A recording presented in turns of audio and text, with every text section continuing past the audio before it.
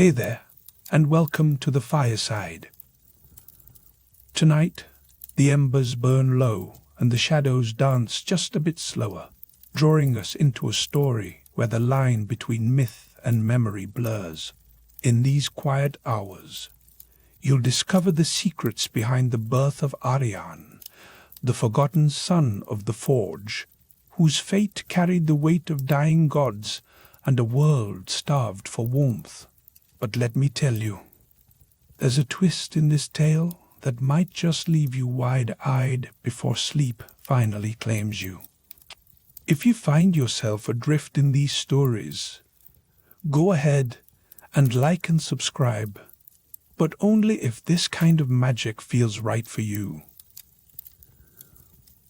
And while you're settling in, tell us in the comments where you're joining from and what time it is for you right now.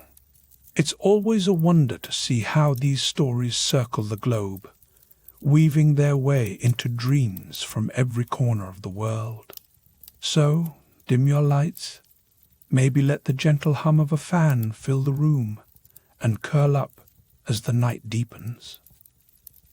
Let's let the world fall away. The story is about to begin.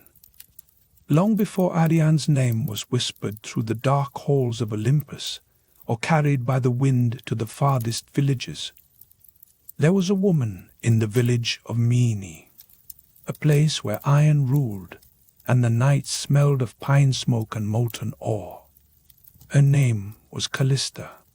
She wasn't a queen or a goddess, just a mortal with shoulders broad from swinging the hammer, her hands scarred and steady, her hair forever dusted with soot. The forge was her temple, and the anvil her altar. She didn't need prayers.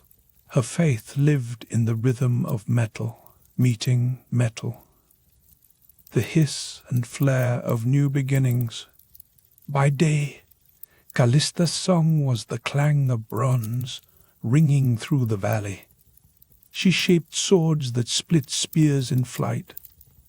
Her armor glimmered seamless and strong, so much so that even the old warriors boasted that the god of war himself, Ares, once wore her breastplates into the heart of battle.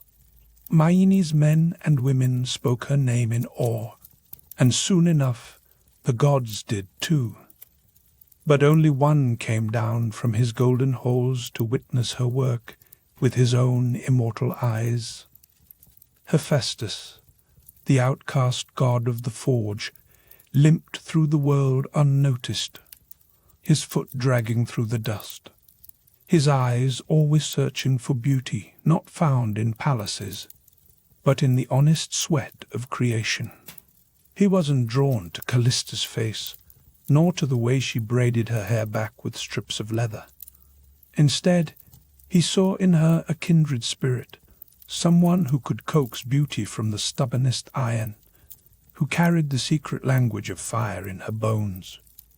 One night, while the moon was low and blood-red, hanging over the restless Aegean, Hephaestus entered Callista's workshop. Smoke curled in lazy ribbons around the rafters, and the coals glowed hotter, as if the forge itself recognized a god had entered. Hephaestus didn't bring gifts or divine commands. He simply stood in the doorway, letting the sparks leap and swirl around him, silent but present. Callista looked up from her anvil, sweat streaking her brow, her hammer raised. The world seemed to pause. Nothing was said. No bargains, no vows. Only the quiet communion of two souls who understood the hunger and the cost of creation. That night, the fire in Callista's forge burned brighter than it ever had before, bathing the walls in flickering gold and deepening shadows. 9 months later, a boy was born. Aryan. He came into the world without a cry. He simply opened his eyes that glowed with the memory of embers, and the flames in the hearth leapt up as if greeting an old friend. The midwives stared in shock. One whispered, "He's been touched by something not of this world." Another crossed herself, murmuring a prayer for protection. The eldest among them, voice rough as gravel, muttered, "He won't be here long. Not a child like that."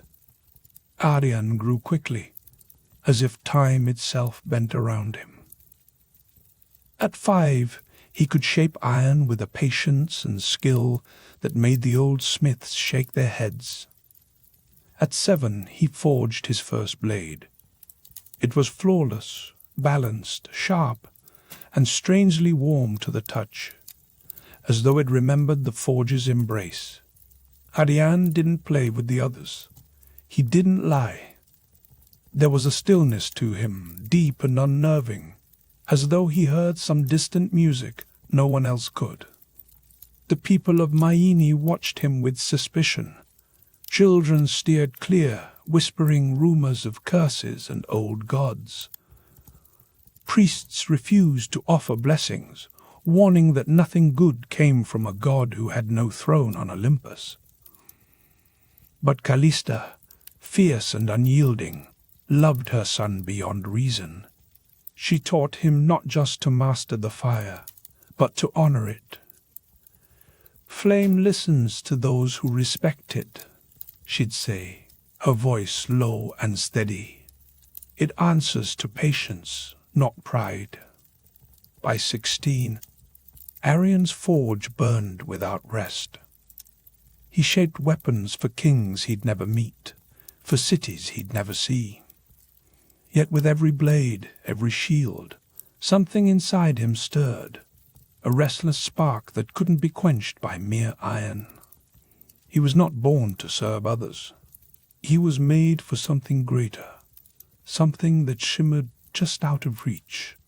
Long before Aryan, the eternal flame had once been stolen from Olympus by Prometheus, a fire not just for warmth, but for thought, for poetry, for creation itself. That flame had set mortals apart from beasts, given them dreams and the courage to chase them. But as centuries passed, that old age of rebellion faded to a memory. Mortals forgot the debt they owed to the gods. And the gods, wounded by pride and fear, turned away from humankind.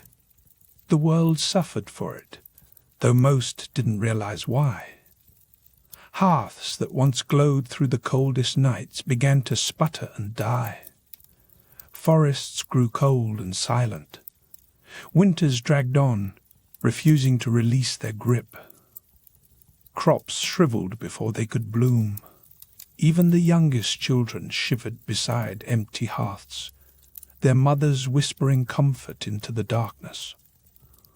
Old women pressed trembling hands to cold ashes, praying for a warmth that never returned. Priests spoke of punishment, their voices trembling. Scholars blamed the stars, searching for answers in the heavens. But across the empire, a different fear took root. It wasn't the end of the world people feared most. It was the quiet, gnawing dread that the gods had simply abandoned them. And, for a time, they were right.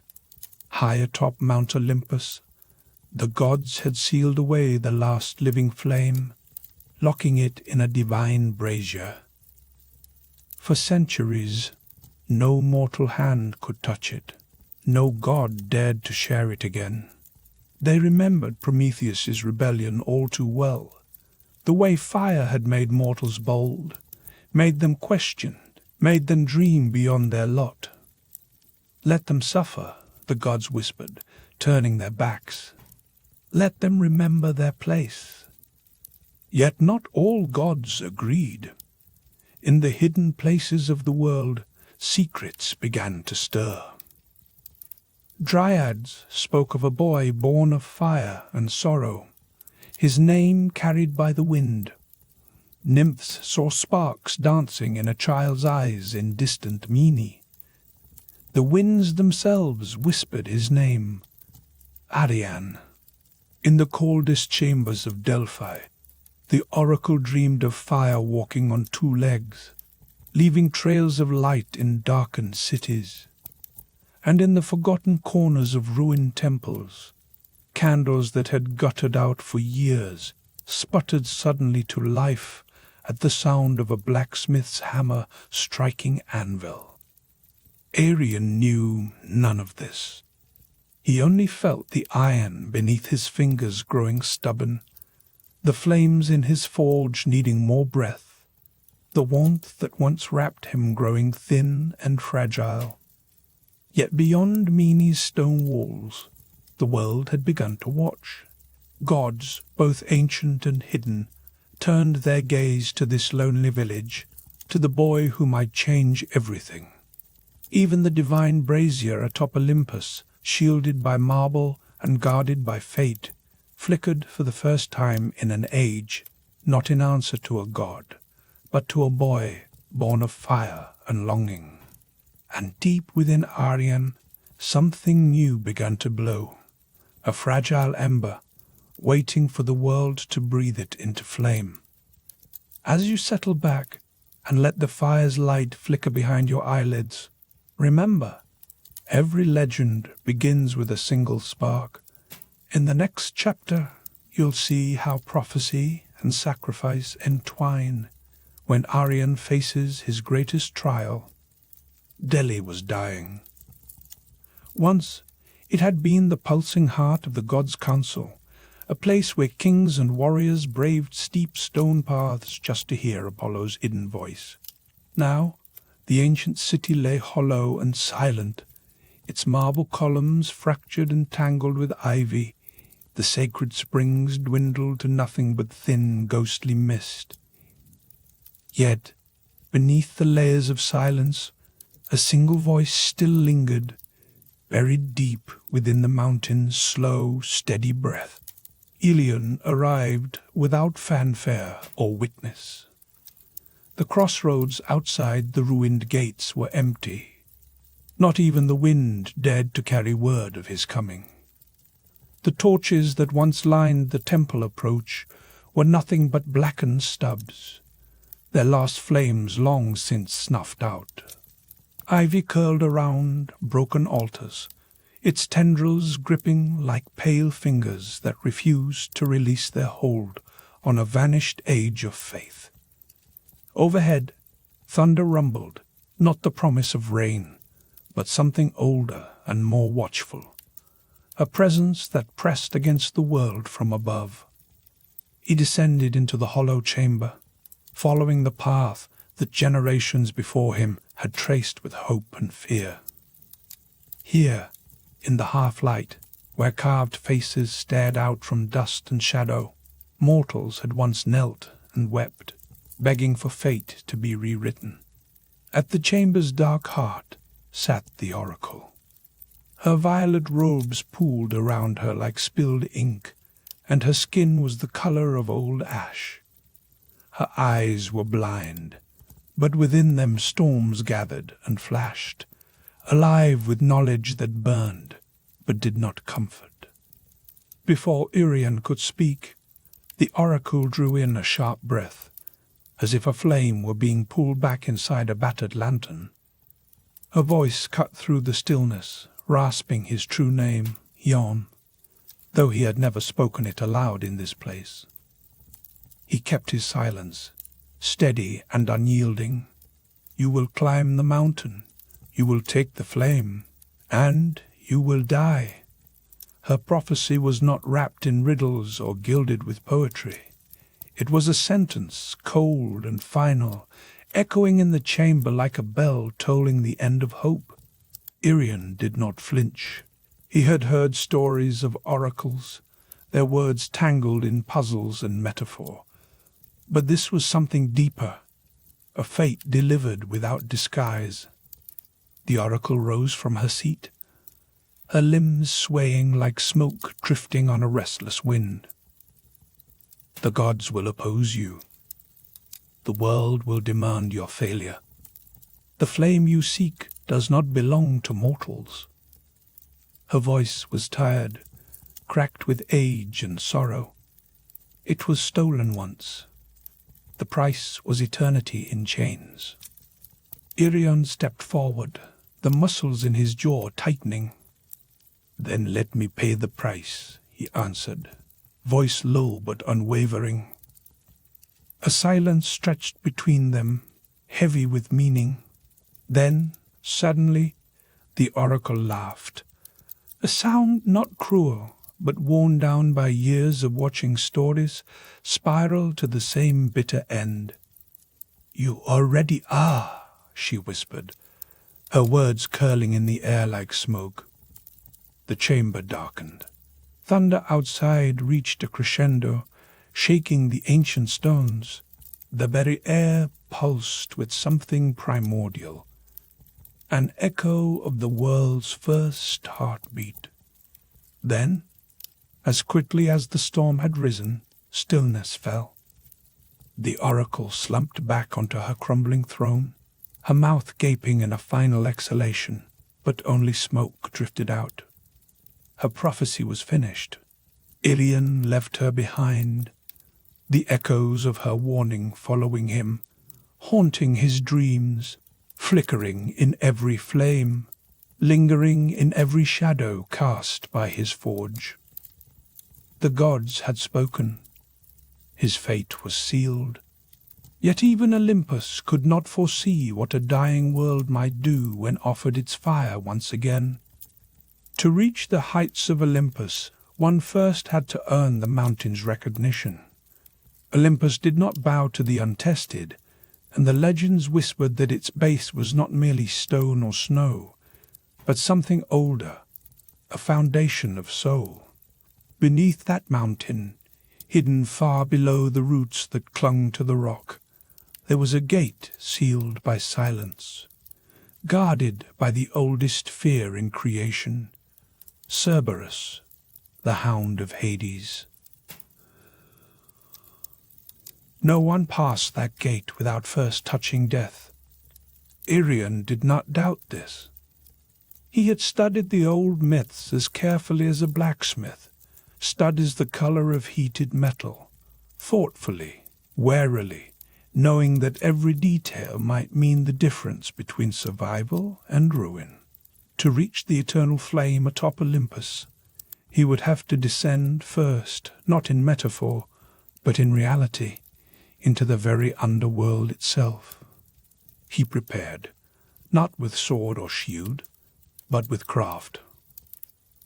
For 3 days and nights he worked at his forge, shaping a collar not for battle, but for surrender. Obsidian and iron were fused with the last ember from his mother's hearth.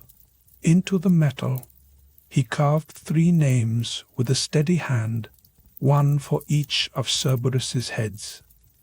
As he worked, he whispered the names again and again: memory, loyalty, grief, infusing the collar with something more than mere metal.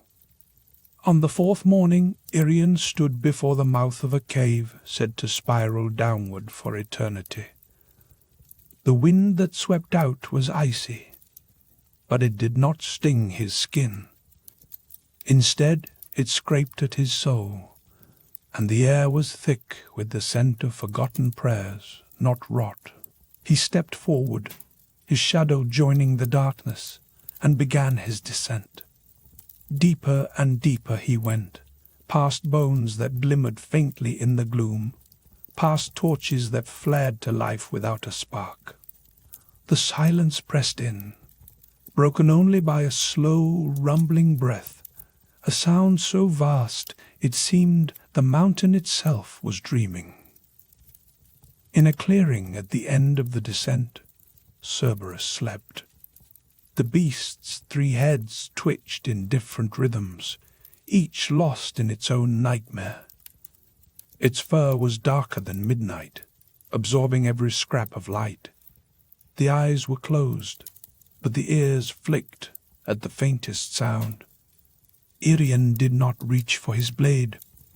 Instead he knelt before the mighty hound and held out the collar, hands steady, heart pounding. Then, softly, he began to hum. It was the lullaby his mother had sung to him when darkness crowded too close. The melody was gentle, winding through the air like smoke curling from a dying fire. The middle head stirred first, nose twitching. The left head cracked open, a single amber eye, watching. The right snarled, baring teeth, but then stilled, listening. In that moment of hush, Aryan slipped the collar over the beast's neck. Cerberus exhaled, a deep sigh that seemed to shake the earth, and the gate behind him opened, not with violence, but with a grudging respect. Aryan had touched death and found mercy. Death, for a moment, had stepped aside. The journey up Olympus was nothing like a road. There were no guides, no markers, no gentle paths, only sheer cliffs, razor-edged wind, and whispers that curled out of nowhere, taunting and questioning. Aryan climbed with no certainty, only instinct. Mortal hands bled. Divine blood seared through his veins. The mountain resisted at every step, testing his resolve, daring him to turn back. And then, without warning, he was no longer alone. A figure appeared ahead, not in a blaze of glory, but in utter silence. Hermes, the trickster, the messenger, the thief, stood on a narrow ledge, his cloak draped carelessly, sandals laced with feathers that seemed to twitch in the cold breeze. His eyes were quicksilver, flashing with mischief and challenge. A crooked grin played across his lips as he spun a coin with a flick of his fingers. "Well," Hermes drawled, voice echoing lazily, "I thought you'd be taller." The words hung in the air, a sharp contrast to the mythic hush of the mountain. Aryan kept climbing, refusing to look away. "I know why you're here," Hermes continued, somehow gliding beside Aryan without ever moving his feet. "You want to bring fire back to mortals? Sweet, noble, and just a bit foolish." His tone was light, but there was steel beneath the surface. Aryan stopped, meeting the god's gaze. "Then stop me," he said. Hermes laughed, quick and dismissive. "Stop you? Oh no. I'm not here to play the villain. I'm here to make sure you know exactly what you're walking into. You're about to enter the heart of Olympus itself, the god's vault, a story that was never meant to be yours." He arched an eyebrow. "And yet, here you are." Aryan's voice was steady. "Here I am." For a brief instant, Hermes's grin faded. "You're trying to restore a balance that was broken for a reason," he said, words growing colder. "The flame was a gift once, an accident really.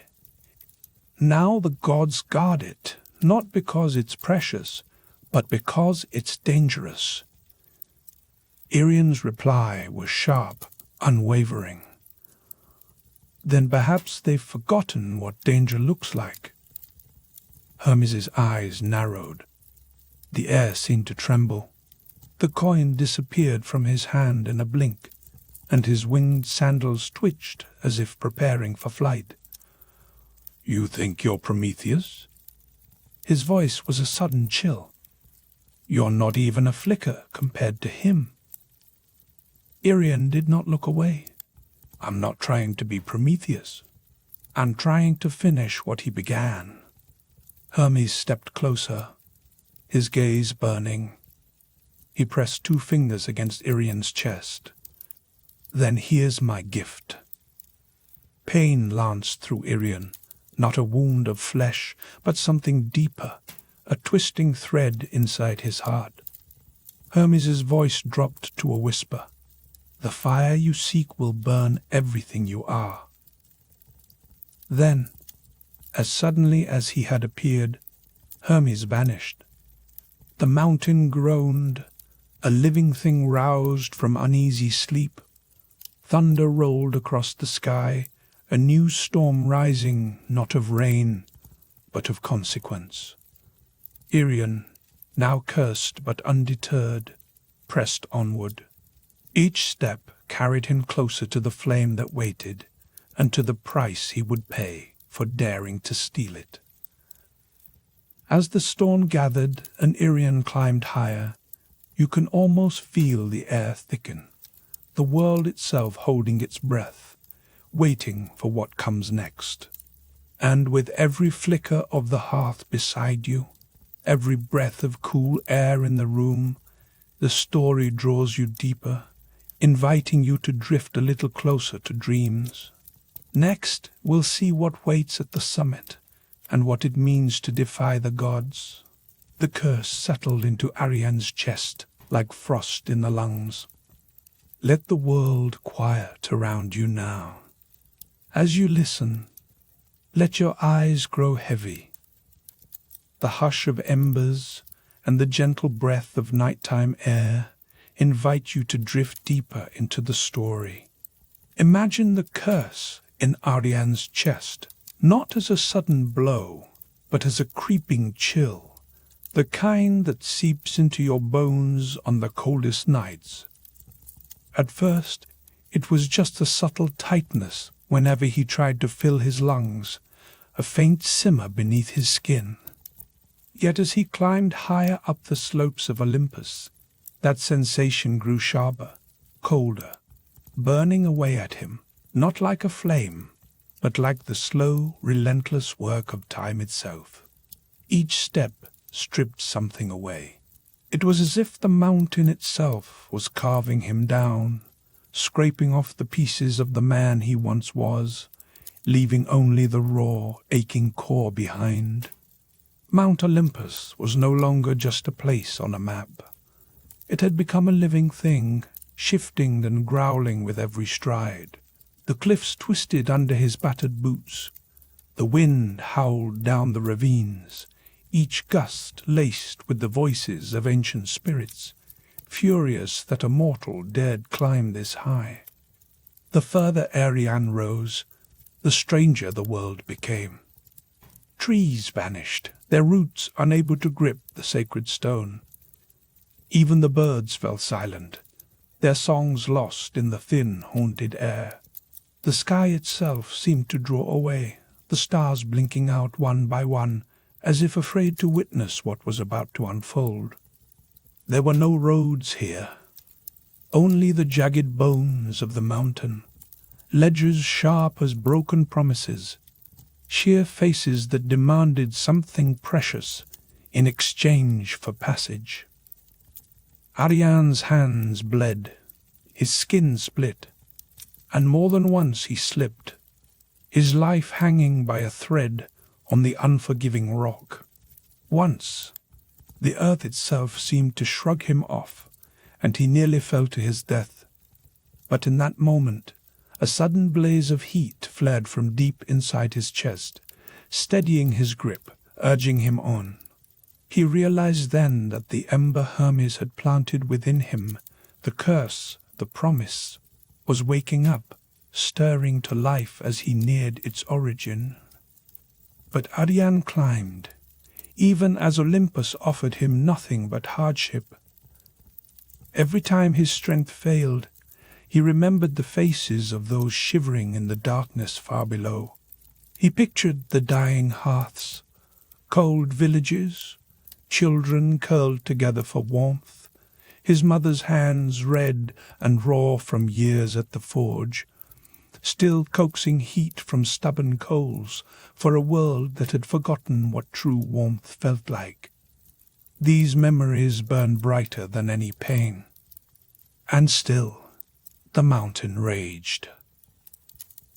Storms gathered overhead, thunder crawling along the ridges like gods pacing in anger, lightning forking through the sky in silent judgment. Aryan could feel eyes upon him, ancient, pitiless, waiting for him to falter. It wasn't just the mountain fighting him now. It was Olympus itself. He passed through ruins carved into the very stone, temples that had crumbled into dust, their gods long since abandoned. He paused before an altar to Athena, its marble eyes gouged out by time, columns of Zeus split and toppled by centuries of silence. Here, a new truth settled inside him. The gods weren't as powerful as they wanted mortals to believe. They were afraid. They feared that someone who had not been born among them, might take the flame, might bring it back to the world without their blessing. And in that fear, they unleashed every torment they could muster. Ice that clawed at his flesh, thunder that deafened his ears, visions that blurred the boundary between waking and dream, voices that whispered and shouted, trying to shake his resolve. Still, Aryan climbed.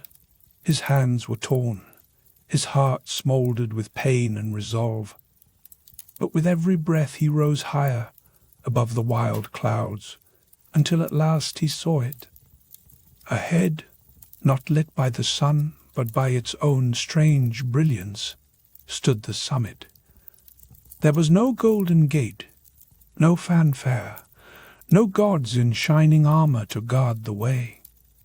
The peak was eerily quiet, wrapped in a windless peace. In the center of a blackened clearing, a lone pedestal stood, rough stone, ancient and scarred by time. Atop it, the eternal flame blazed. It was not the color of any earthly fire, not red, not orange, but a brilliant white, so pure it seemed to pulse with its own heartbeat. The flame did not flicker, it watched him. Aryan stepped closer, drawn by the heat that did not burn, but instead seeped into him, as if recognizing an old friend. His breath caught, his skin tingled, and the cursed ember in his heart surged, beating in time with the flame itself. He felt a pull, a call, as if the flame was his own lost sibling, waiting to be found. He reached out, and in that instant, time seemed to pause. Visions flared behind his eyes. He saw the first fires ever kindled by trembling hands in a dark cave, the torches lighting the streets of Athens, the forge that built the walls of Troy.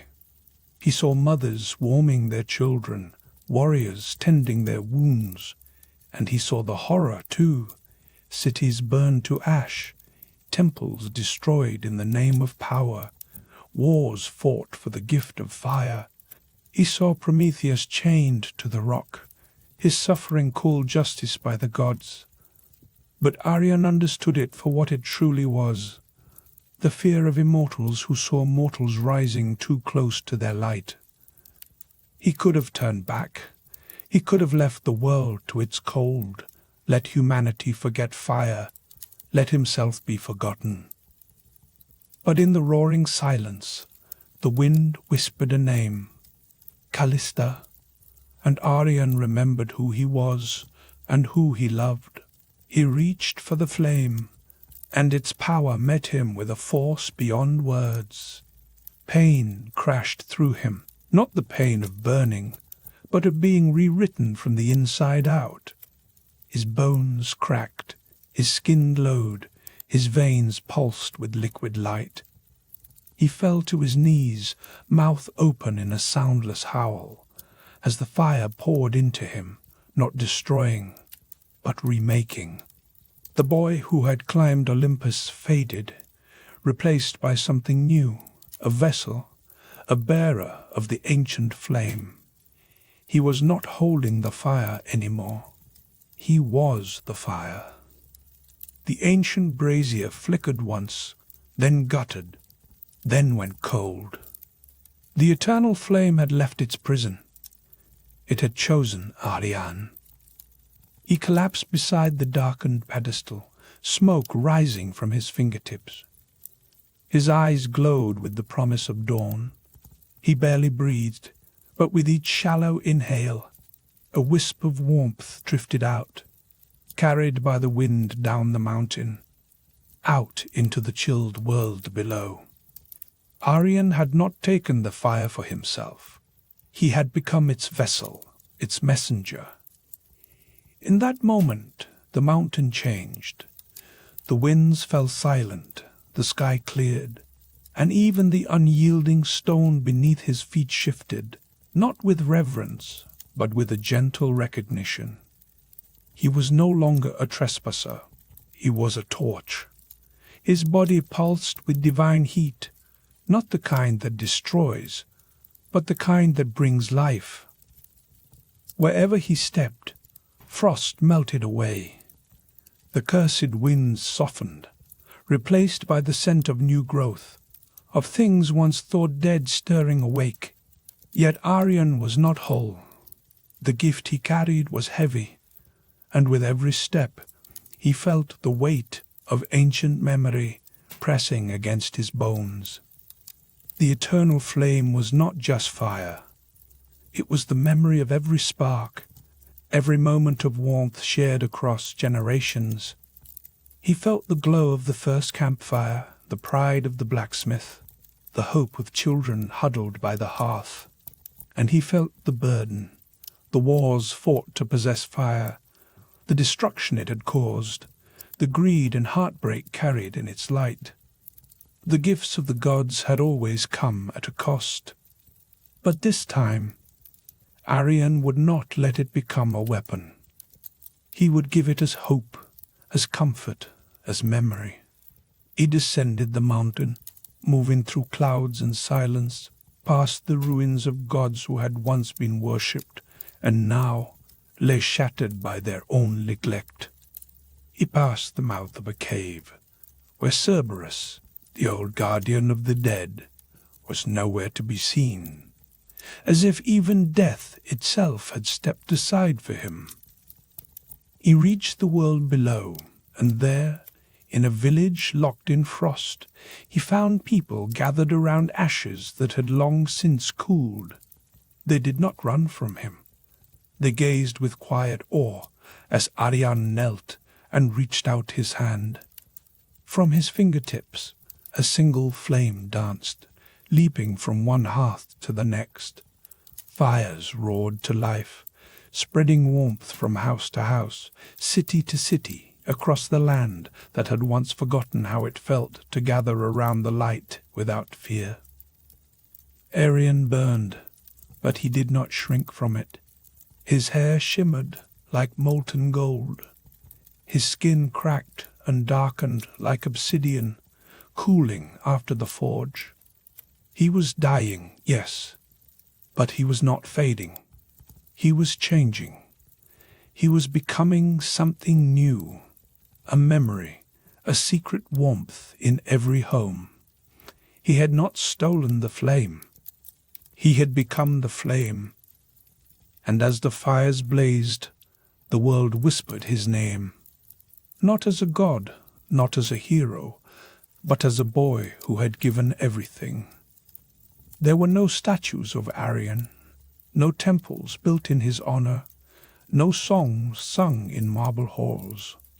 He passed quietly from the world, leaving no tomb, no grand procession, no final battle to immortalize his sacrifice. But he was never truly gone. After the fires returned, strange things happened in quiet corners of the earth. In villages where no traveler had come, hearths would light on their own. Forests trapped in winter would suddenly blossom overnight. Blacksmiths swore their forges glowed hotter and brighter. Children, tucked in their beds, told stories of a man of light standing by the fire, just before the flames rose. No one could prove these things, but the stories spread. They all spoke of the same truth. Aryan walked until nothing of his old self remained. His body had burned away, not from weakness, but from transformation. Everything he had, flesh, bone, and voice, became spark, smoke, and gentle heat. He gave it all to the world. The last place Aryan touched was his mother's abandoned forge, long cold. One night, a passing traveller claimed he saw a boy hammering something white-hot at the anvil. But when he looked again, the forge was empty, except for the blaze of the fire, dancing higher and brighter than ever before. They say Olympus felt it. The gods, sensing their power slipping away, trembled in their halls. But they did not rage. They did not strike at Aryan. Even the gods understood he had not challenged them out of pride or anger, but out of purpose. The eternal flame, once hoarded by jealous immortals, now lived in every village, every city, every lonely mountain hut. It flickered in the warmth of soup shared among strangers, in candles placed by grieving hands, in torches held high by those seeking hope. And always, always, when the fire crackled in the stillness, people whispered his name, Aryan. Some say that when your hearth dims for no reason, it's him passing through. Others believe that if you listen closely to the flames, you can hear the rhythm of a hammer on the anvil, steady, patient, eternal. Because Aryan never truly died. He became warmth itself. Not a god, not a hero, simply a boy who gave up everything so that the world could remember how to glow again. So let the firelight dance on your eyelids, and let yourself drift into that gentle warmth where memory and myth entwine, and sleep steals softly over you. Because every story leaves a trace, just as every spark leaves a glow. And now, as the embers settle and the night deepens, our story turns. From the mountains of Olympus to the hard earth of Sparta, where boys learned to fight before they could speak, and honor was carved in bone. There, women were no less fierce. In the next tale, we'll meet Leonthe, her childhood among warriors, her secret bond with the swan, and the way her destiny shifted from battle toward a stranger kind of enchantment. Draw a little closer to the fire, and let your eyes grow used to the flicker and the hush. Imagine, if you will, the land of Sparta, where every breath, every heartbeat was trained to the drumbeat of war. In this city of stone and sweat, there lived a girl whose name would one day be whispered not just in the barracks, but in the dreams of those who longed for something more than battle. Leonthe, daughter of Adrastos, commander without mercy, she was forged in the same flames that tempered the city's steel. And yet, within her, there was always something the world could not quite hammer flat. The night Leonthe was born, the sky itself seemed to shudder. A blood-red eclipse hung over the rooftops, and the midwives murmured that she was touched by the old gods. Some went so far as to say that she was born of Ares himself, for even as an infant, her cries rang with a kind of defiance. By the time she reached 12, she had thrown her brothers to the ground in the wrestling ring, not with brute force alone, but with a coolness that unsettled even the sternest adults. At 16, she vanished for days into the wild Titus Mountains, returning with 3 wild boars lashed to her chariot, her hands stained with victory and her eyes sharp as obsidian. People did not simply respect Leonthe. They wondered quietly if they ought to fear her. In the agora, she moved with a precision that made the world seem to pause. Men lowered their gazes, unsure whether to salute or to step aside. Women watched her with a mixture of pride and something almost like longing. Leonthe herself spoke little, and when she did, her words were measured, sharp-edged, never wasted. Each sentence felt like a weapon, just enough to serve its purpose, never more. But as the embers here crackle, and the wind stirs the curtains, let me tell you the secret that the city's harsh daylight never revealed. When dusk settled and the last torch outside the palace guttered out, Leonthe would stand alone, removing her armor piece by piece. With the weight of the cuirass gone, her spine would finally curve, her shoulders relax, and she'd gaze up at the stars, not as a conqueror, but as a seeker.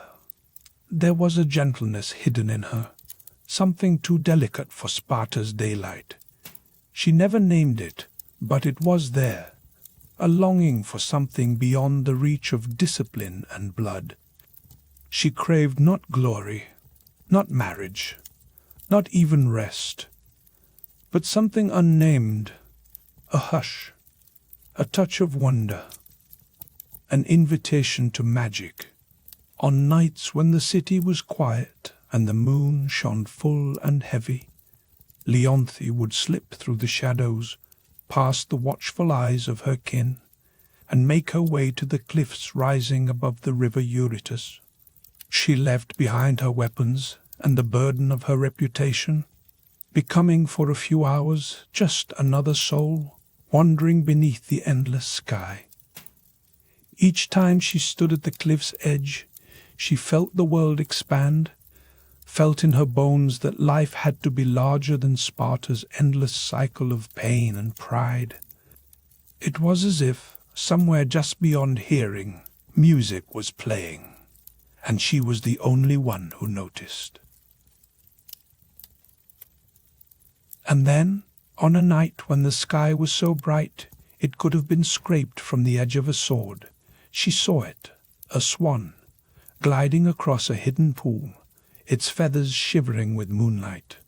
It moved with impossible stillness, as if it were a thing conjured from the dreams of gods. The grove where this pool lay was secret, sheltered between twin cliffs, untouched by the harsh boots of Spartan soldiers. The trees there arched in silver crescents, their leaves trembling in the gentle air, and the lake itself was so calm it seemed to hold its breath. The swan floated at the very center, its feathers neither white nor grey, but shimmering with a light all their own. Its neck arched with a sculptor's grace, and its eyes, when they met Leonthe's, burned with something that was not animal, not quite human, awareness, ancient and clear. Leonthe stopped at the edge of the grove. Every muscle in her body, trained for danger, told her to be wary. Nothing in the wild moved like this, and yet the swan did not flee. It waited, quiet, expectant. She took a step forward. The swan tilted its head, as if inviting her closer. Another step, and still the lake did not stir. She stood at the water's edge, her pulse steady, her hand resting lightly on the dagger at her thigh, a habit she couldn't quite abandon. The swan drifted toward her, slow and deliberate, until the shallow water lapped at its breast. It bowed its head, a gesture both humble and regal. Leonthe knelt, uncertain, awed. She had seen horror and wonder in equal measure, fires raging through war camps, the screams of dying men, the shock of new life gasping for air. Yet nothing had ever struck her silent, the way this swan's calm presence did. She reached out, her fingers trembling just once. The swan did not flinch. When she touched its feathers, they were warm, warm like stones heated by the sun, warm in a way that felt alive, almost pulsing. Something shifted inside her, a feeling she had never known. Not fear, not even fascination, but a sense of belonging, connection. The swan blinked and, with unhurried grace, glided back to the lake's center, leaving her kneeling in the moonlight, breathless, changed. From that night forward, Leonthi's world began to move in a different rhythm. Every full moon found her drawn back to the hidden grove, abandoning the grind of drills and the weight of expectation. The swan was always there, waiting at the edge of the still water. No words passed between them, no vows or explanations, just the quiet certainty of presence. With each visit, the ritual deepened, a silent agreement written in the hush between heartbeats. Summer faded into autumn, and the hills above Sparta grew golden. The city's wars raged on, but in that grove, time seemed to fold in on itself. Only the sweep of moonlight, only the silent meetings mattered now. Leonthi had measured her worth in scars and victories for so long. But here she found herself guided by something softer, something older than all the city's laws. She brought offerings each month, fresh figs, soft cloth, carved olive wood charms. The swan never acknowledged these tokens, never touched them. But still she left them, compelled by an instinct she could not name. Each time she arrived, the swan greeted her with a gentle dip of its head, then floated near, sometimes circling her in the shallow water, sometimes standing beside her on the shore, radiating warmth like a hidden ember. Eventually, Leonthi began to talk, her voice quiet but sure, not the clicked, commanding tone she used in the training yard, but the voice of a woman who, perhaps for the first time, was learning what it meant to be heard. She spoke of her father's coldness, of the emptiness left by every victory, of nights spent wondering if there was more to life than the endless spinning of sword and soil. The swan never answered, but she felt its attention like a hand pressed gently to her back. In time, Leonthi stopped feeling alone. Before every visit, she braided her hair with care, smoothed her robes, and sat beside the swan for hours, shoulder-brushing wing, saying little but feeling more than she'd ever known in all the crowded halls of Sparta. The swan, for its part, never seemed to change, never aged, never grew wary, never pulled away. She should have been afraid, perhaps. There were tales of gods taking animal form to ensnare mortals, and stories of ruin for those who loved the divine. But Leonthi had left stories behind. She trusted in the way her hand fit the curve of the swan's neck, the way it bowed its head when she sang softly to the night. She trusted in its presence, and in the silent understanding that grew between them. No words, no promises, just the slow, patient blooming of something ancient and real, though she never dared to speak the word. Not even in her own mind, Leonthi knew what it was. Love. The kind of love that made the world seem, for a little while, less cruel. But the swan was no creature of earth. Its wings had once swept through the heavens. Its hands had played the lyre that brought dawn to the world. Its name had once been sung in temples and carved in marble. Apollo, god of music, of light, of prophecy, now silent and feathered, bound by a curse older than the stones of Sparta. Long before Leonthe was born, Apollo had angered the king of the gods, not by violence, but by daring to speak the truth. He had questioned Zeus's punishments, had pushed back against the cruelty that flowed down from Olympus like poison. Zeus did not destroy him. Instead, he unraveled him, casting him into the form of a swan, not to humble him, but to remind him that even the brightest light could be caged by darkness. The curse was crueler still. If any mortal ever discovered the swan's true identity, the transformation would become permanent, and Apollo would never again return to the sky. And so, Apollo waited.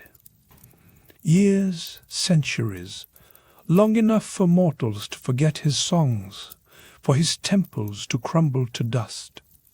He drifted from lake to hidden lake, always silent, always alone, until Leonthe.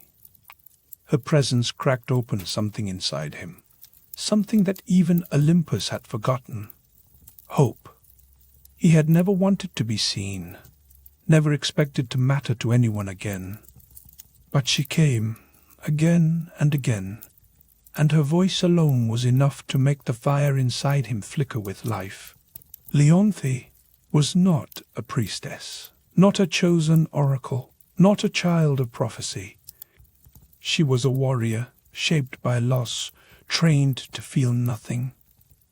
And yet she saw him, not as a symbol, not as a threat, but as something sacred, something worth waiting for. Apollo did not dare to speak, did not dare to reveal himself. But in every tilt of his head, in every silent hour spent beside her, he tried to answer the questions she could not voice. Little by little, impossibly, he loved her back. In Sparta, solitude was allowed, even respected for a time. But Leonthe's moonlit absences did not stay unnoticed forever. Each full moon, she slipped away from the barracks, from the routines of training, from the eyes of her father and her peers. At first, no one questioned her. She was Leonthe, untouchable, unshakable, the living portrait of Spartan loyalty. But Sparta was built on order, on discipline and love. Especially secret love was a dangerous thing in a city that prized control above all. Whispers took root. She wanders, they said. She's changed. She speaks less at council. Her training is sharp, but her blows have lost their bite. And it was true. Leonthe moved with the same grace, but something inside her had softened. Her eyes, once hard as marble, now held a secret light. Sometimes she smiled to herself, as if holding a treasure that even the gods could not steal. Her father noticed first. Adrastos, commander, a man whose face was never gentle. He summoned her one evening, pretending it was for strategy. But as soon as they were alone, he asked, "What keeps you from sleep?" Leonthe did not answer. His voice grew colder. "Remember who you are." But she already knew, and it was not the person Sparta had shaped. The city had built her from stone, but the swan, Apollo, had taught her she was water, able to flow and change, unwilling to be carved into what others demanded. Still, Sparta watched. A patrol once followed her as she slipped out beyond the city walls, tracking her to the olive groves. They lost her in the shadows, but the suspicion was enough.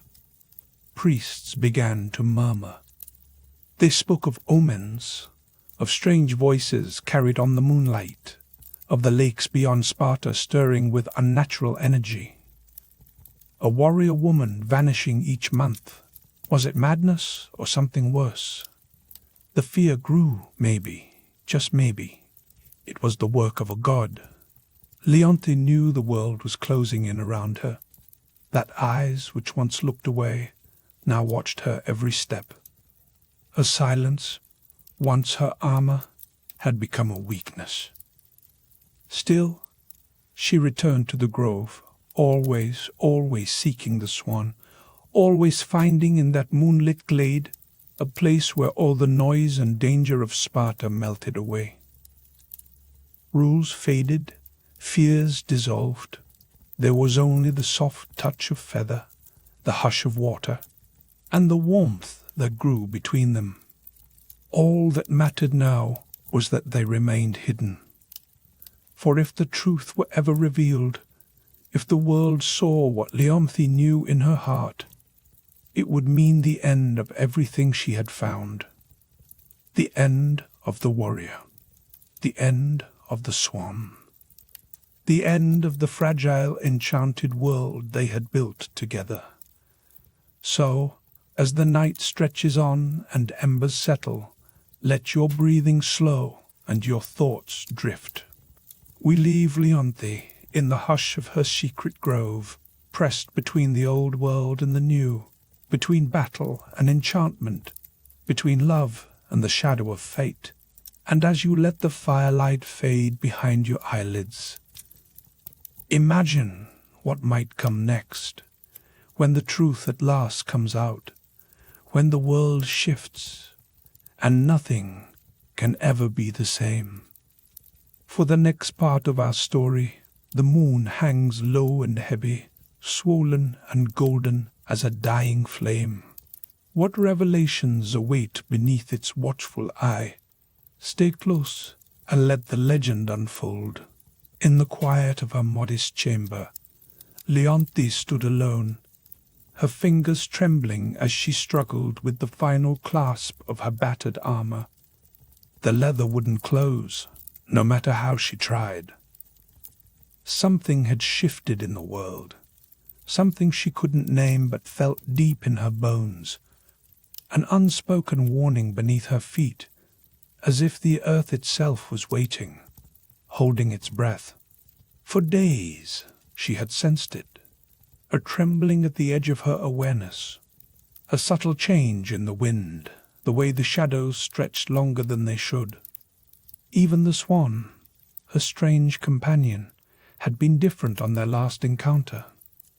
Its movements were restless, its eyes sharper and more knowing.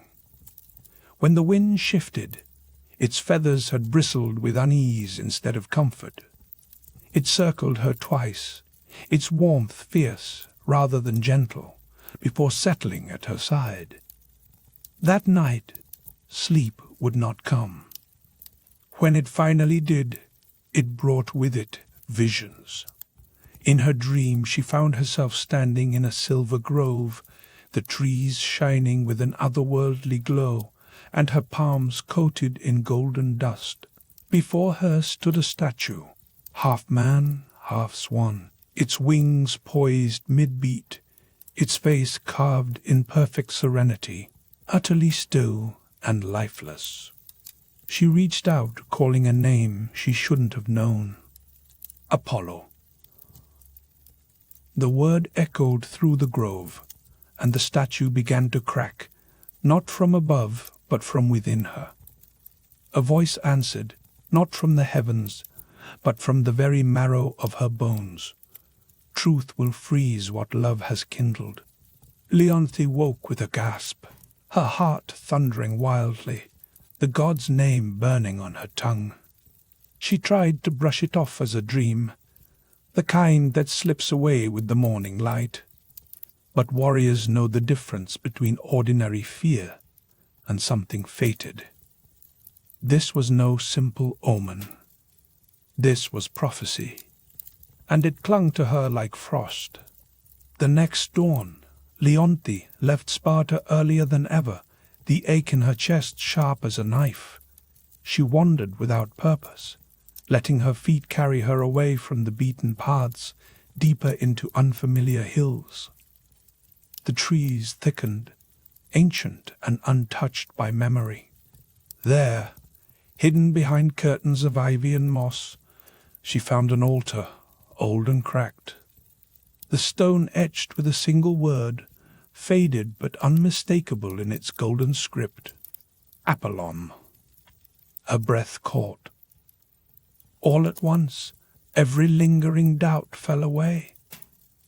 The swan's warmth, its watchful gaze, the dreams, the ache she carried, the way it always appeared with the full moon.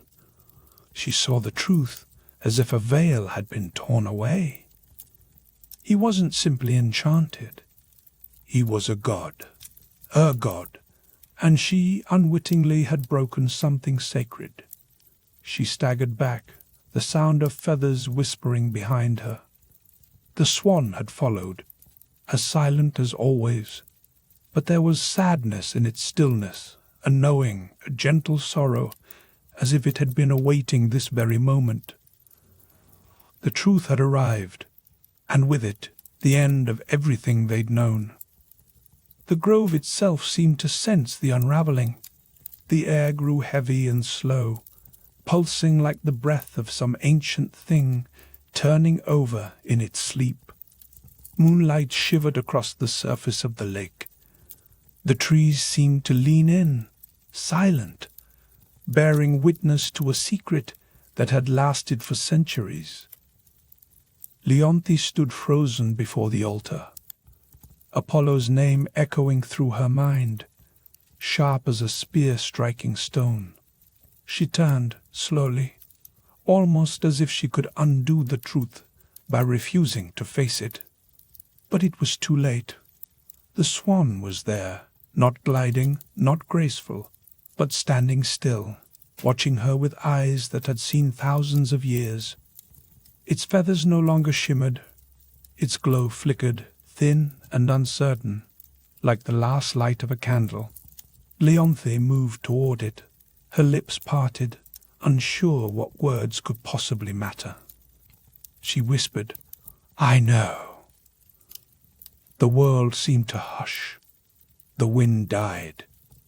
A single feather slipped from the swan's back and drifted down, slow and silent, dissolving into gold dust as it touched the altar.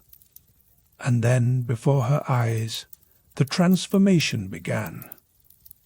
The swan's neck arched back, not with elegance, but in sheer agony. Its whole body shuddered, the feathers unraveling in rivers of molten gold and light. Wings twisted and shrank, becoming arms. Webbed feet split into toes that pressed into the earth. Where the bird had stood, now knelt a man, naked, radiant, and utterly broken. Apollo. His hair caught the moon's rays, shimmering like the dawn. His skin glowed faintly, as if embers lived just beneath its surface.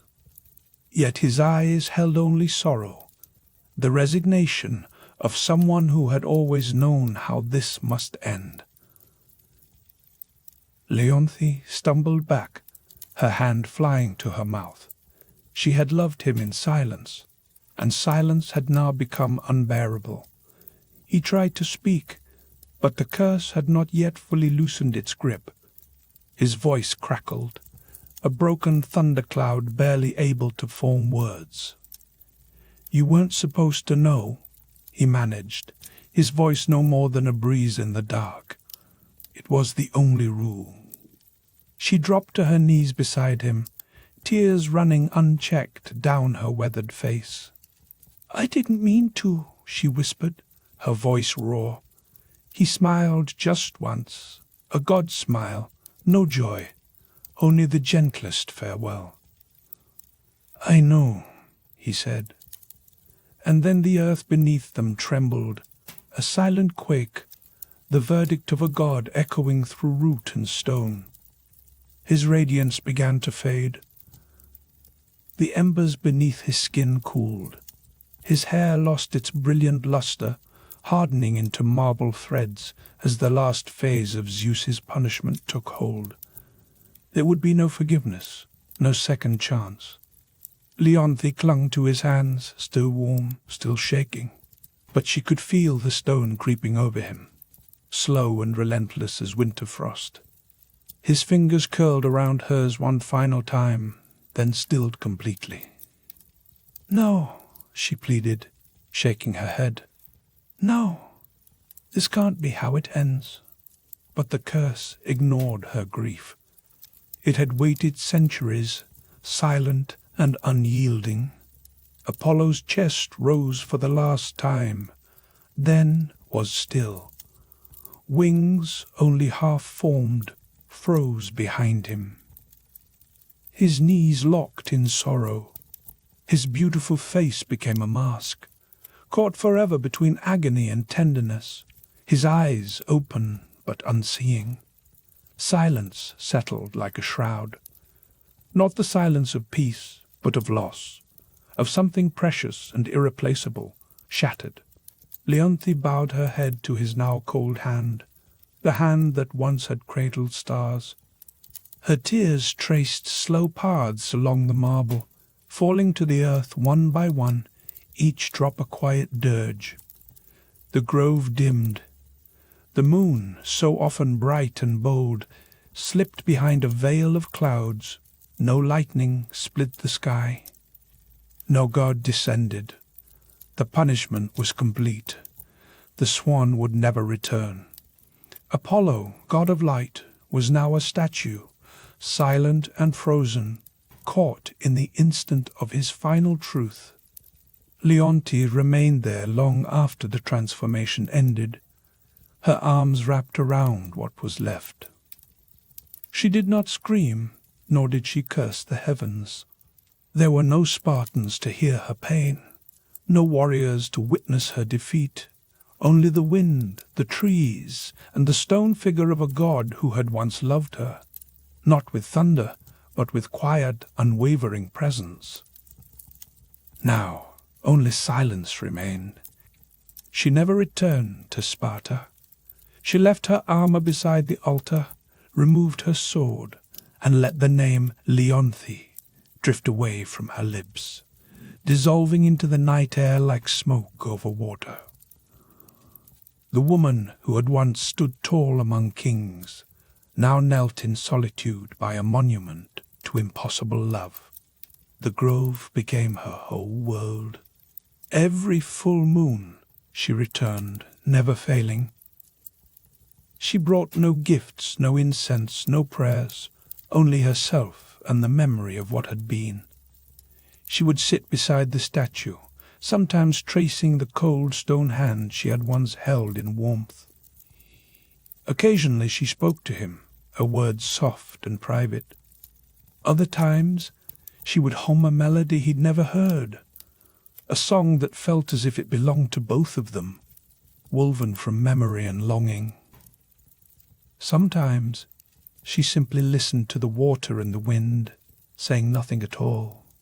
Over time, villagers whispered tales of a woman who haunted the hills, wandering under moonlight with eyes full of distant stars. Some believed she had gone mad. Others claimed she had been chosen. But no one dared disturb her. She was a legend, even as she lived. The years rode on. Winters came and went. Empires faltered, and gods fell silent. But Leonthe endured, growing older but never frail. Her strength was no longer the kind that led men into battle, but the steady resilience of an olive tree, rooted deep, enduring every storm. The statue remained, untouched by time. Apollo, forever kneeling, wings half-formed behind him, his gaze fixed on the place where Leonthe always sat, a moment suspended in marble, immune to the world's changes. Some travelers swore the stone was warm, that if you pressed your palm to his chest, you might feel the faintest pulse, like the memory of a heartbeat in a dream. And then, one last full moon, Leonthe returned. She sat beside Apollo's statue longer than she ever had before. She laid her head gently on his cold shoulder and, at last, did not move again. Weeks later, when the villagers finally ventured into the grove, they found her there, peaceful, eyes closed, a faint smile on her lips. Beside her, Apollo's statue glowed softly, as if a hidden light still flickered within. No one built a shrine or raised a temple. Yet the legend grew. On clear nights when the moon is full and the wind is utterly still, some say you can see a swan gliding over the lake, not to be seen, but to remember. As the memory of Leonthe and Apollo faded into myth, another story was quietly beginning. Unlike the heroes born to palaces or gods, Melanion arrived in the world beneath a willow tree, in the heart of a storm that split the sky. His mother, the daughter of a midwife, swaddled him in linen as thunder rolled over the hills. Birds scattered, the rain danced across the grass, and the newborn did not cry. Instead, he hummed, a soft, wordless sound that seemed to calm the night itself. From his earliest days, music followed him. Streams whispered melodies when he knelt to drink. Leaves shivered in the breeze, their rustling falling into perfect harmony as he passed beneath them. He needed no teacher. Sound belonged to him as naturally as breathing. By the age of 10, Melanion could mimic any bird's call and weave it into song. By 16, he played the lyre with such grace that even the hardest Spartan would pause and listen, lost in memories of rivers, fallen brothers, and fields before the war. His songs brought tears to eyes unused to weeping. People called him a gift, a miracle, a child blessed by the divine. He never claimed such titles for himself. Melanion wandered from village to village, his music freely given, never for coin, never for pride. His voice soothed fevers, softened the hearts of those hardened by grief and battle. Once he played for a dying child, and the lullaby he offered sent the child gently into sleep, a final dream full of peace. Yet not all who listened were mortal. One spring evening, as Melanion sat by a shimmering river, strumming a tune about starlight, the world itself seemed to pause. The wind slowed. The water stilled. Even the frogs held their chorus in the hush. And then they appeared, the Muses, 9 of them, stepping lightly from behind the veil of the world.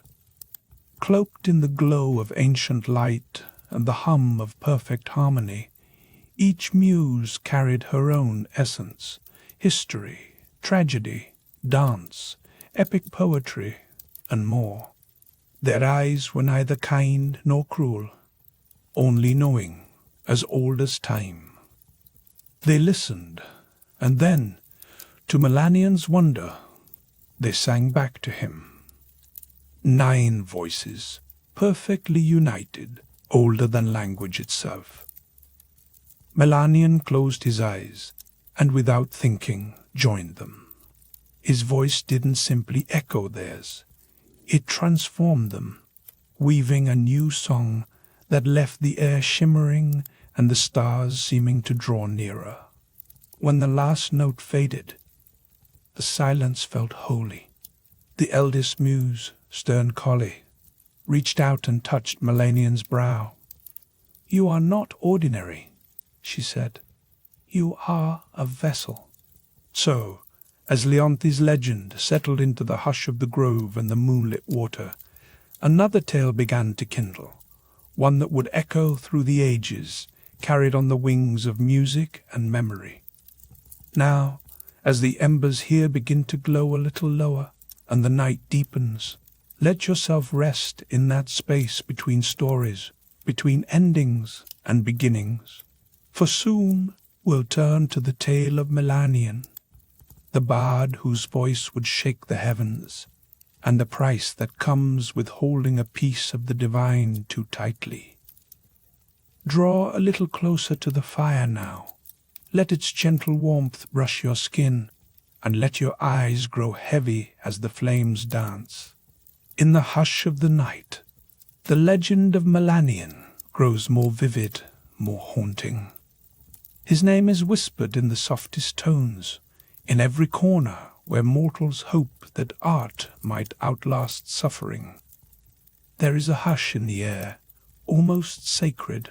From the moment the muses marked him, Melanion was never quite his own. He belonged to inspiration, to the breathless hush that falls before the first note. No longer just a mortal singer, he was chosen, claimed by voices older than the wind. The muses led him through secret places on Mount Hell, where the air shimmered with possibility, and the forest bowed to their passing. There, Melanion found a world apart from everything he had known. The ground itself felt sacred, carpeted with moss so soft it muffled footsteps, and the canopy above seemed spun from silver and moonlight. In that sanctuary, the muses did not teach with words, but with deep silence and the weight of their attention. Collie, whose voice could turn war into poetry, showed Melanion how to thread stories through music, how to let each note carry the weight of a world. Pleo, restless and wise, came to him in the gentle hours of sleep, pressing the rise and fall of nations into his dreams, so that when he woke, history itself seemed to breathe through his songs. Terpsora spun her wild dances, feet bare on the earth, urging Melanion to listen to the rhythm of falling leaves and the heartbeat beneath his own skin.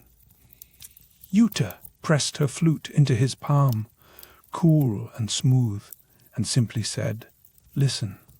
He obeyed, opening himself to the hush between notes, to the secrets that waited in the quiet. He learned that music could hold both balm and blade, that a song could awaken longing or heal wounds too deep for words. The muses asked him only one thing in return: to sing for the world, to offer beauty to mortals, to the forgotten, the suffering, the proud, and the lost. Let music remind them that beauty endures, even in the ruins of hope. And Melanion honored that promise. He played in sunlit fields, in the shadowed halls of kings, on dusty crossroads where only a handful gathered. His voice lit up the darkest corners, stitched lost loves back together, brought enemies to uneasy peace. His songs became legend, stories passed from parent to child, melodies carried on the wind long after the last note faded. But as his fame grew, something sharp and restless took root in Melanion's heart.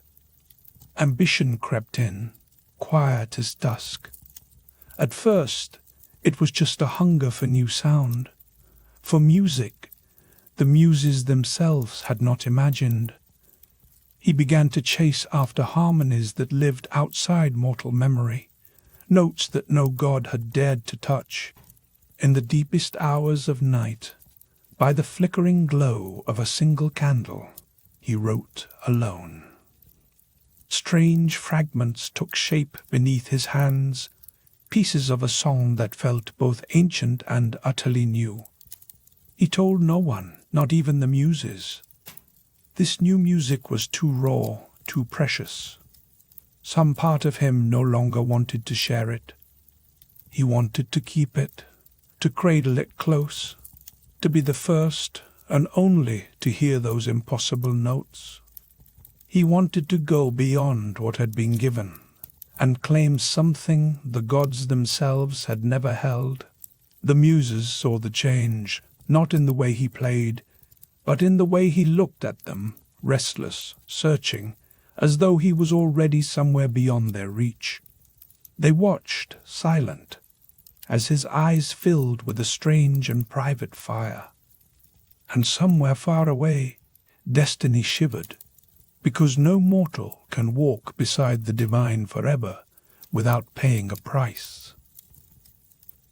As Melanian's longing for the impossible song deepened, he began to turn away from the world.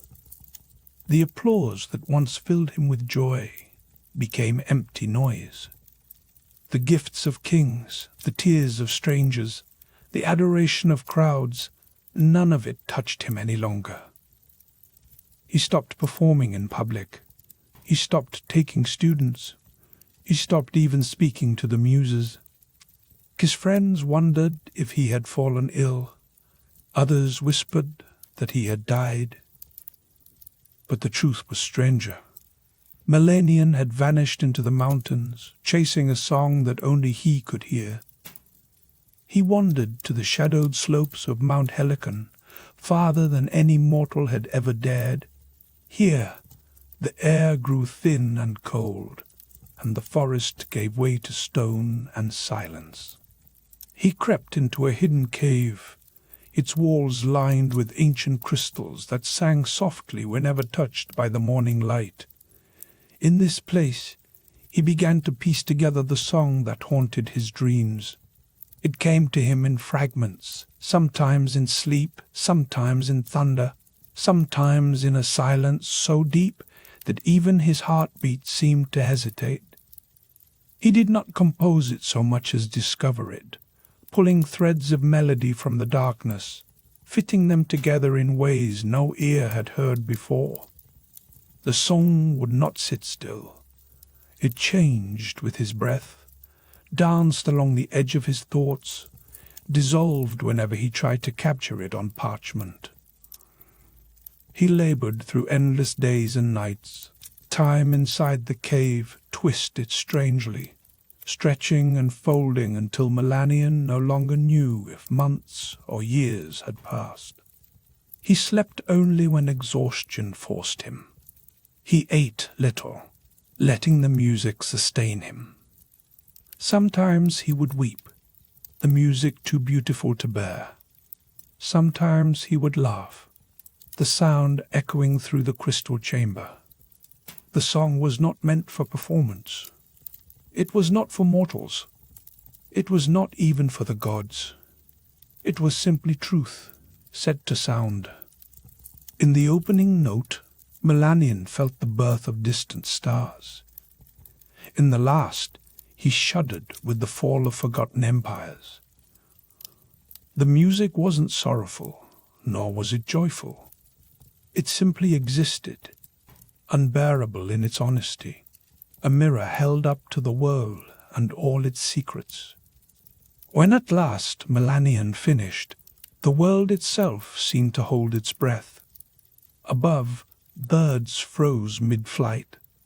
Trees leaned toward the mountain, their leaves whispering secrets. Streams fell silent, and the sky grew pale and wide, as though waiting for something to begin. Far above, in the marble halls of Olympus, even the gods paused in their eternal routines. The fates, who never looked away from their endless weaving, lifted their eyes and listened. Threads trembled on the loom. The shears of Atropos hovered, unmoving. All of creation waited for what would come next. But Melanian did not share the song. He kept it hidden, locked inside his chest. The muses expected him to return, to offer this new wonder to the world. Instead, he hid in silence. He called the song sacred, too precious to be sullied by mortal ears. The gods waited. The muses waited. Everyone waited. But Melanian kept the final music buried, letting only echoes drift between his lips.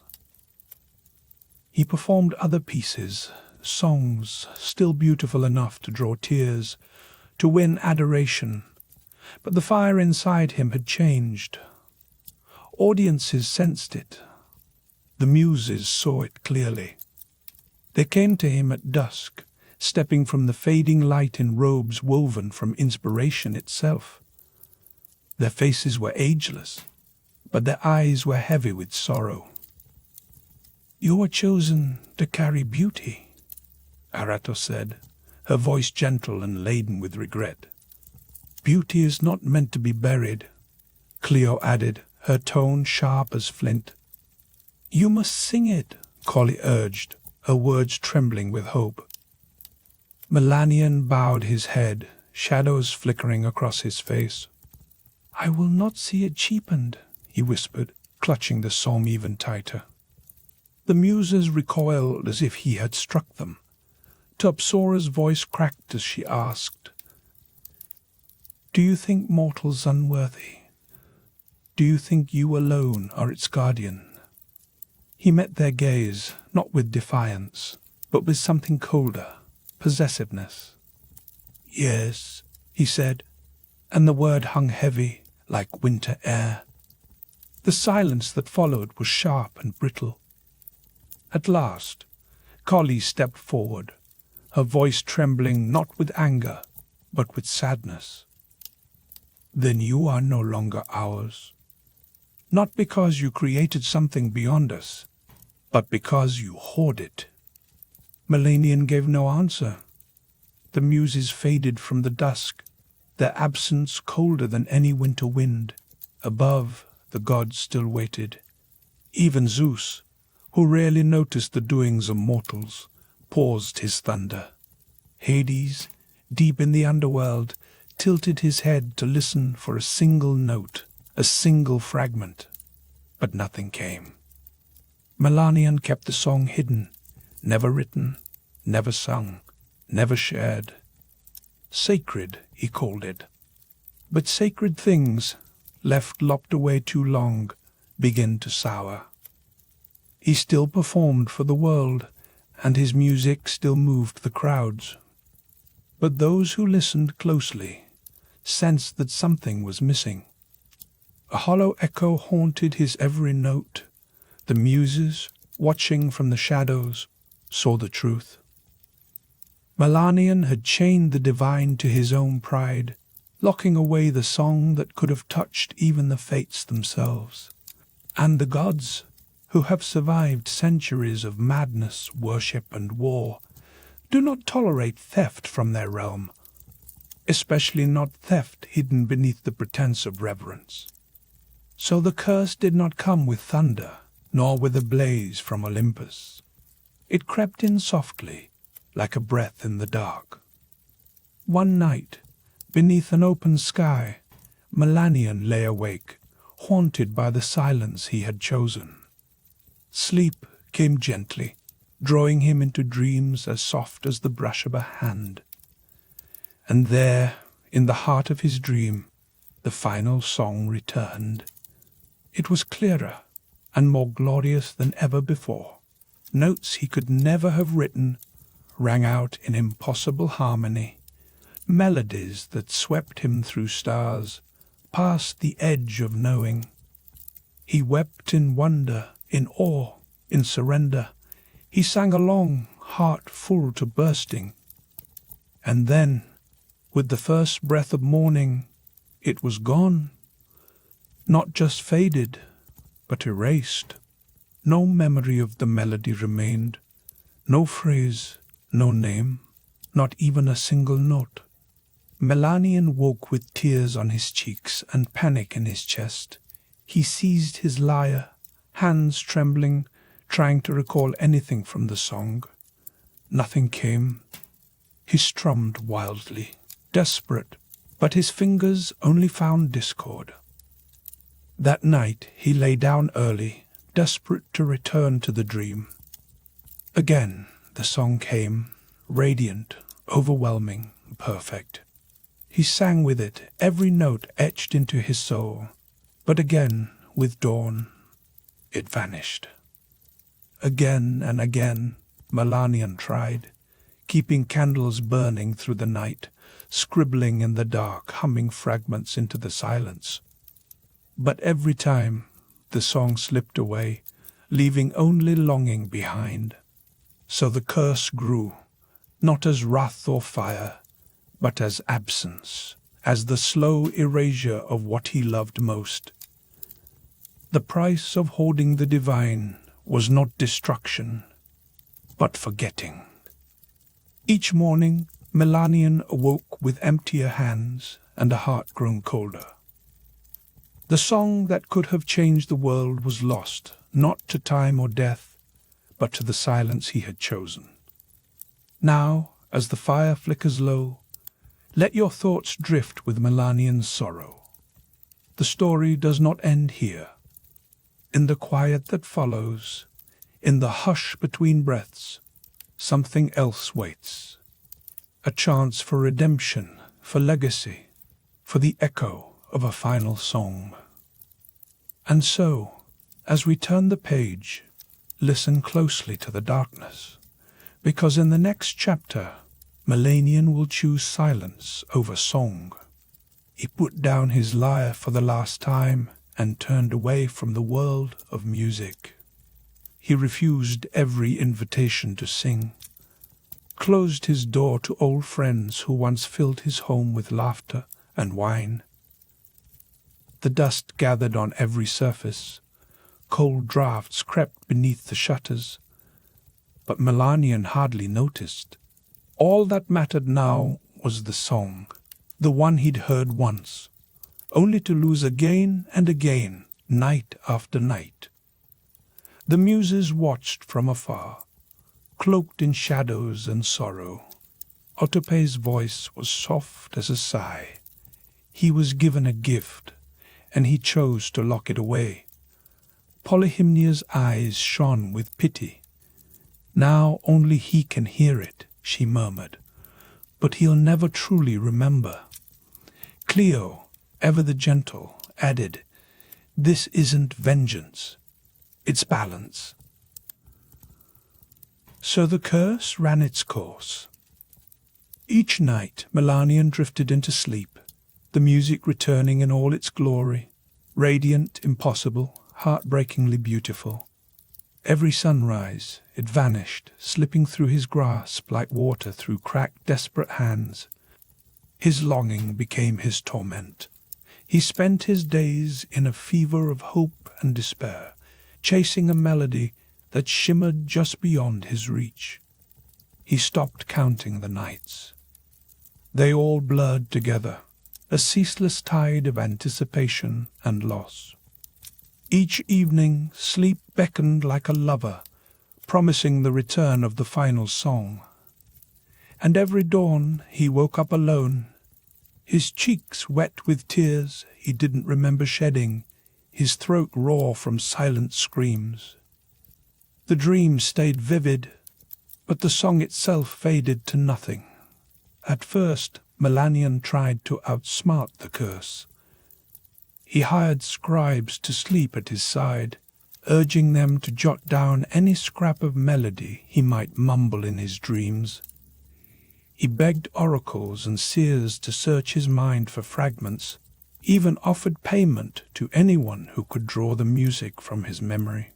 He sang to mirrors, hoping that his reflection might echo back a note he'd forgotten. But nothing worked. No matter what he tried, the song slipped away with the morning. Slowly, something inside him began to unravel. He forgot to eat. His once fine robes hung loosely from his frame, and his cheeks hollowed. When he reached for his lyre, his fingers trembled so badly that the strings snapped beneath his touch.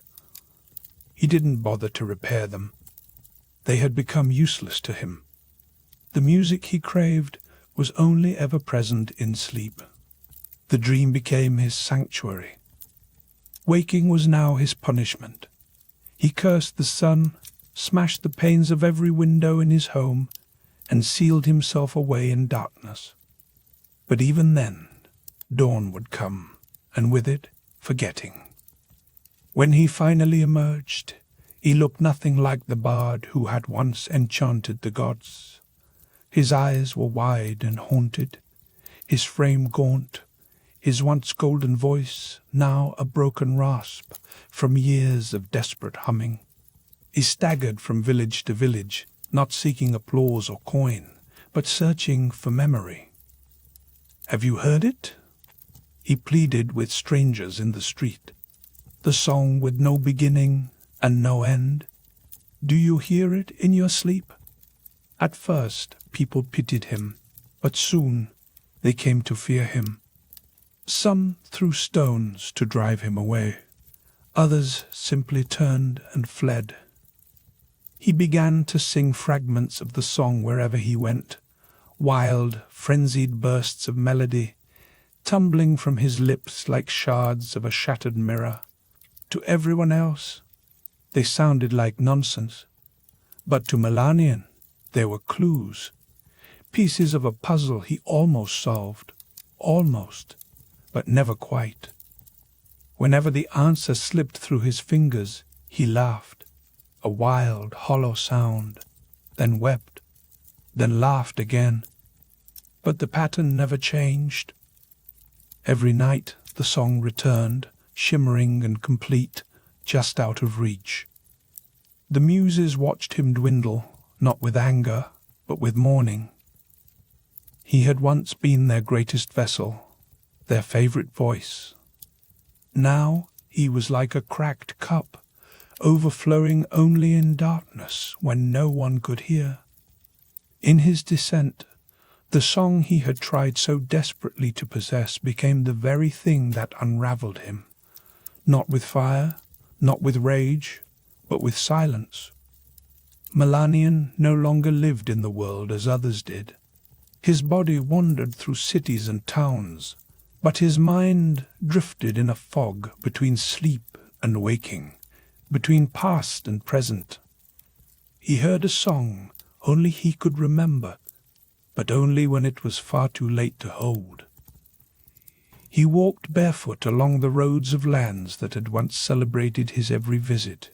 Children who once sat at his feet to hear him play now ran from his shadow. His name, which used to be sung in praise, became a warning whispered at dusk. Don't end up like Melanian. He slept wherever he could, beneath trees, in the empty naves of forgotten chapels, in the doorways of inns whose keepers had once begged for him to perform. He didn't beg for food or comfort anymore. All he asked for was the chance to sleep, to dream, to chase the song once more. The curse never faltered. Every night he fell asleep with trembling hope, and every night the final song returned, whole, alive, the perfect ghost. Each morning he woke into emptiness.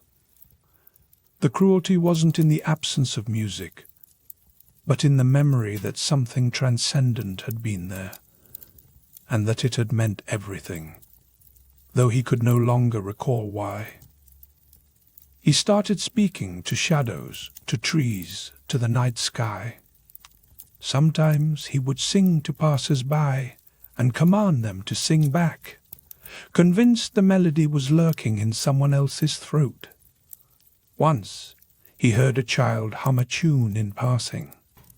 Melanian followed the family across 2 villages, falling to his knees and begging the boy to sing again. But the sound had been nothing special, just a child's idle song. Melanian wept for hours at the loss.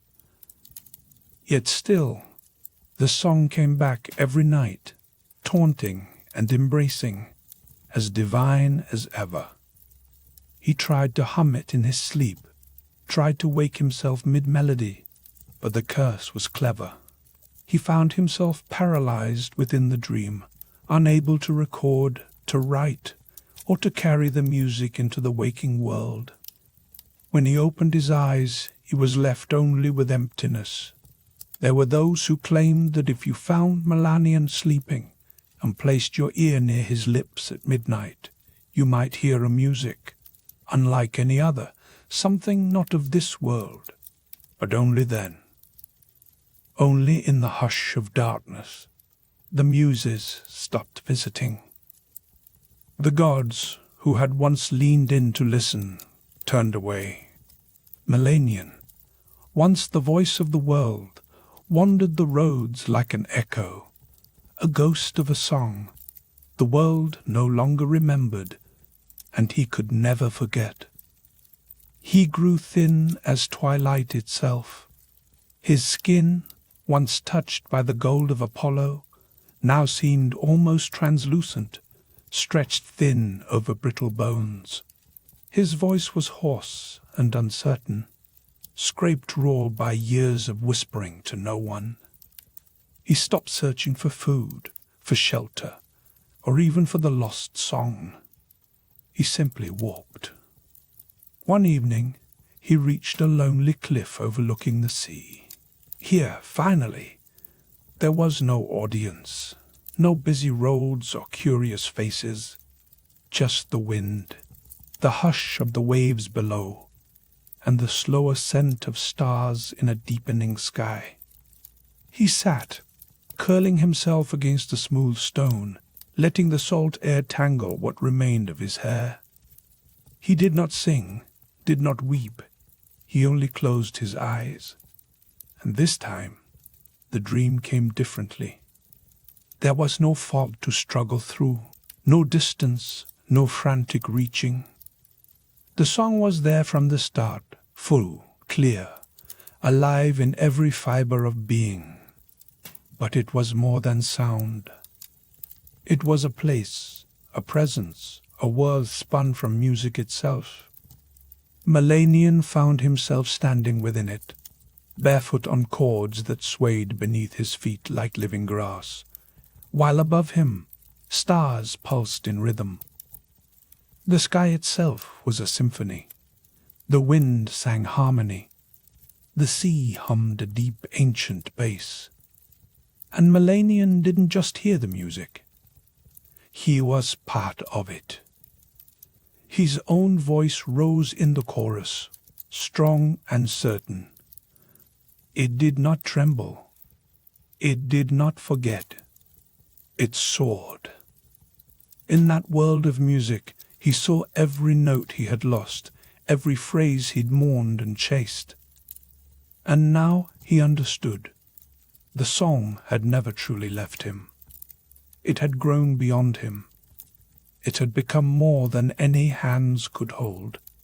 He realized then that he had never been the song's owner. He was only its witness. And in that final dream, at last, there was no sorrow, no shame, no punishment, only release. When the sun rose, Millennian did not stir. The wind swirled gently around his still form, carrying away a last silent breath. Later, a shepherd found him there, resting with a quiet smile and his hands folded over his chest, as if he still cradled an invisible lyre. There was no scroll, no written record, no monument, just the cliff, the sea, and the sky. But above him, seabirds circled in strange patterns, as if dancing to a song only they could hear. For a moment, even the ocean seemed to sing, not with words or melody, but with something older, deeper, something Millennian had finally become. They buried him beneath a lone olive tree on the cliff where he last slept. There were no priests, no crowds, only the shepherd and a few villagers who still remembered the old stories, faint echoes of the bard who once made even the gods pause mid-breath. In place of a monument, there was only silence. But silence, as the years wore on, has a way of amplifying what matters most. Strange things began to be whispered across the land. Travelers claimed that if you passed that cliff under a new moon, you might hear a melody in the wind, brief, fleeting, heart-breakingly beautiful. Not a full song, just a note, just enough to make you stop and listen. Children sometimes dreamed of music they'd never heard. Musicians would wake in the night with tears drying on their cheeks, unable to remember why. And every so often, when a bard sat alone at dusk, plucking at strings in solitude, a sudden perfect chord would form beneath their fingers. Something not theirs, something flawless and strange. By morning, it would be gone, never remembered in grief or longing. The muses said nothing. They did not curse another bard, nor did they reclaim the song. They understood what Melanion had become. Not a warning, not a hero, but a vessel transformed into legend. His punishment had not been cruelty, but the consequence of refusal. His redemption was found in surrender, not in triumph. The song was never written down. It was never sung in amphitheaters or temples. It did not live in any scroll or scripture. Instead, it moved quietly through the world, living in the hush between sleep and waking, in the pause before a performer strums their first chord, in the way the sea's voice changes when you're grieving. Melanion's song became woven into the fabric of things, not to be remembered, but to be felt. A whisper in the bones, a melody with no words. And those who feel it, even for a heartbeat, never forget the silence that follows. They say if you stand alone on the right cliff, on the right night, with no one watching and the wind gentle at your back, you might hear a sound that doesn't belong to this world. Just a fragment, just a breath. And maybe, if you listen closely enough, you'll understand, at last, why Melanion never let it go. Now, as the fire burns low and the shadows flicker on the walls, let the hush of this story settle around you. Close your eyes, breathe in the quiet, and let the final notes of Melanion's legacy drift softly through your dreams. In that silence, perhaps, you'll hear the echo too,